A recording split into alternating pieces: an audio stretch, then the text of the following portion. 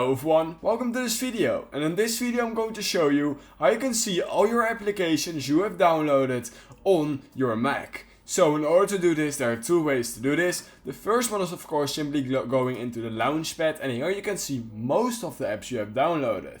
However, you won't see all the apps because you can simply remove them from off this Launchpad. So in order to see all the apps you have installed on your Mac, you need to go here into the Finder.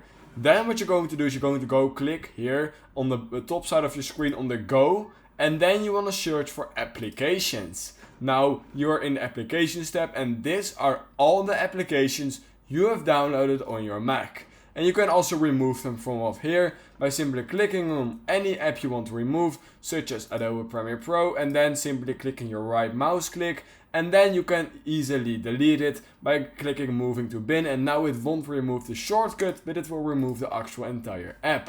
So yeah, if you learned something from this video, I would highly appreciate it if you could like this video, subscribe to my channel, and I hope I will see you in the next YouTube tutorial video.